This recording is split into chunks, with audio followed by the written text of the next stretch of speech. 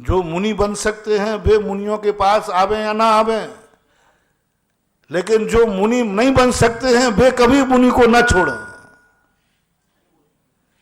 जो मुनि महाराज बन सकते हैं, बनने का मन है या बन चुके हैं, वे मुनियों की संगति करें या, लेकिन जो नहीं बन सकते हैं, नहीं बनना है, जीवन में तुम्हारा भाव है कि मैं जिंदगी में कभी मुनि नहीं बनूंगा, तो आप एक सोच ले, मैं जिंदगी में कभी मुनि नहीं बनूंगा, लेकिन एक नियम लेता हूं, मैं मुनियों को कभी नहीं छोड़ूंगा।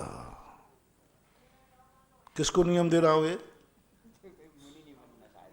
जिनको मुनि नहीं बन पाना है वे मुनियों को ना छोड़ें। मंदिर वो ना जावे जो भगवान बन सकते हैं।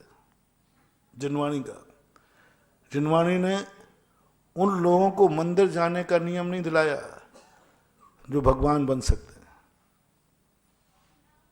जिनको मालूम है कि मैं भगवान बन सकता हूं। मुनि महाराज भगवान बन सकते हैं, मुनिराज भगवान बन सकते हैं। उन्होंने कहा तुम्हें भगवान की जरूरत नहीं, क्योंकि तुम भगवान बन सकते हो। मुनिराज को देव दर्शन का नियम नहीं होता, भगवान के पास जाने की कोई जरूरत नहीं मुनिराजों को। भगवानों के लिए मंदिर बनते भी नहीं और मंदिर होते भी नहीं। मुनिराजों के लिए भगवान होते भी नहीं। किसी शास्त्र में नहीं लिखा कि तुम्हारा देव दर्शन का नियम है, क्योंकि तुम भगवान बन सकते हो। कितनी उल्टी बात कह रहा हूं। जो भगवान बन सकते हैं उन्हें भगवान के पास जाने की जरूरत नहीं है। भगवान के पास कौन जाए? आपसे कहना है, तुम गृहस्थ कभी भगवान नहीं बन पाओगे, क्योंकि गृहस्थ से कभी कोई भगवान बनता ही नहीं है। फैसला करो, मंदिर क्यों जा रहे हो भगवान के पास? क्योंकि मैं अपनी जिंदगी में कभी भगवान नहीं बनूंगा, लेकिन एक नियम लेता हूं, भगवान को कभी छोड़ूंगा नहीं। बस दो में से एक नियम लेना है, दोनों नहीं। या तो भगवान बन के दिखाओ, नहीं तो जो भगवान नहीं बने हैं उन भगवान को छोड़ना मत। दो में से एक। भगवान मंदिर जाने की जरूरत नहीं, पूजा करने की जरूरत नहीं, अभिषेक करने की जरूरत नहीं, मंदिर बनाने की जरूरत नहीं, आहार दान देने की जरूरत नहीं, कुछ नहीं करना। मात्र तुम अपनी अंदर से पूछो, क्या भगवान बनने की औकात है? बोलो। क्या ग्रस्त अवस्था से भगवान बन सकते हो? पहला फैसला नहीं। फिर एक बार और पूछ रहा हूं, बन सकते हो? नहीं। तो महानुभाव मेरी बहुत करुणा दया करके है, मेरा दुश्मन ही मेरा कहना है, यदि ये फैसला तुम्हारा हो गया हो कि इस भाव में मैं भगवान नहीं बन सकता हूं, तो मेरा दूसरा नियम मान लो, जिंदगी की अंतिम श्वास तक भगवान को मत छोड़ना। मंदिर इसलिए मत जाओ कि तुम्हें भगवान बनना है, मंदिर इसलिए जाना है क्योंकि मैं भगवान नहीं बन पा रहा हूं, इसलिए भगवान के पास जा रहा हूं। मैं भगवान नहीं बनूंगा इसलिए भगवान के पास जाना है। मैं भगवान बनूंगा इसके लिए भगवान के पास जाने की कोई जरूरत नहीं है। नहीं जाने वाले को, गृहस्थ को कहा तू भगवान बन नहीं सकता, इसलिए तू नियम ले ले कि मैं भगवान के बिना एक दिन भी नहीं रहूंगा। जीवन भर के लिए नियम लेता हूं कि मैं भगवान के बिना भोजन पानी नहीं करूंगा, क्योंकि मुझे भगवान नहीं बन पाना है, क्योंकि बनना ही नहीं। दूसरा फैसला, मुनि महाराजों को कोई आहार देने की जरूरत नहीं है, ये कोई धर्म है ही नहीं, धर्म है नहीं। बस एक ही बात, तुम इस भाव में मुनि बन सकते हो? फैसला करो। बन सकते हो तो मुनियों के पास मत जाना, लेकिन फैसला है कि हम कभी मुनि नहीं बन पाएंगे, तो महानुभाव मेरा दुश्मन भी है, मेरा उससे कहना है, यदि तुम मुनि नहीं बन सकते हो तो फिर कभी मुनियों को मत छोड़ना, ये नियम ले लो। दो में से एक नियम, तीसरा कोई नियम नहीं।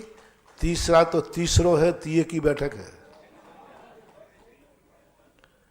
या तो मुनि बनो या मुनि को पकड़ो, या तो भगवान बनो या तो पूजा करो, पूज्य बनो। दो में से पहला नियम है पूज्य बनो। पूज्य बनो, इतने पावन बन जाओ तुम, कोई पूजा की जरूरत नहीं। ये पूजा कोई धर्म है भी नहीं, लेकिन पूज्य नहीं बन सकते हो तो पूजा कर। या तो तुम इतने पावन बन जाओ, कल कहा था मैंने कि तुम्हारे ऊपर जो जल ढले वो गंधोदक बन जाए, सबसे अच्छा मार्ग है। तुम्हारे ऊपर जल ढले तो वो क्या बन जाए? इतने पावन तुम बन सकते हो? तो महानुभाव, दूसरा नियम है कि एक लोटा तुम उस मूर्ति पर ढाल दो जिस पर जल ढलने के बाद गंधोदक बन जाए। दो में से एक फैसला है। या तो तुम पावन बनो या किसी पावन आत्मा का अभिषेक करो। यदि तुम पावन नहीं बन सकते हो, तब तक नियम लेके रखो कि मैं प्रतिदिन एक लोटा भगवान के ऊपर जरूर गंधोदक बनाऊंगा। जब 4 बाल्टी हम गंदा पानी बनाते हैं तो 50 ग्राम का गंधोदक जरूर बनाऊंगा। गंदा कितना बनाते हो? पूरे 24 घंटे में कितने पानी को तुम गंदा बनाते हो? 4 बाल्टी, ठीक? ज्यादा ही मान लो। उस 4 बाल्टी को गंदा बनाने के पाप को सुबह व्यक्ति 50 ग्राम पानी को गंधोदक बना दे तो वह सारे पाप से मुक्ति पा जाएगा। अब महिलाओं को तकलीफ होती है, प्रश्न आता है महिलाएं क्या करें? महिलाओं को मैंने कल ही बता दिया था, वो तुम्हें नहीं करना है, तुम्हें अपने पुरुषों को करवाना है। घर का प्रत्येक पुरुष, मैं उसी को रोटी बना के खिलाऊंगी।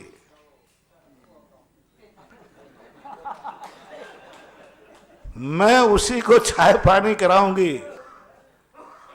मैं उसी भाई को राखी बांधूंगी। मेरा पति वही होगा, मेरा पिता वही होगा जो भगवान का अभिषेक करके गंधोदक मुझे देगा। बस इतना सा नियम ले लो, तुम्हारे लिए मानद उपाधि है। माधव, मेरा पिता वही होगा जो मुझे गंधोदक लाके देगा, क्योंकि मैं कन्या हूं, स्त्री हूं। और हर नारी एक नियम, मेरा पति वही होगा जो मुझे प्रतिदिन गंधोदक लाके देगा। और अंतिम नियम ले लो, मेरा बेटा वही होगा, मेरी वसीयत उसी को मिलेगी जो बेटा मुझे गंधोदक लाके देगा। ये 3 नियम माताएं ले ले में, इनसे भी कई गुना पुण्य तुम्हारे लिए मिलेगा। ऐसे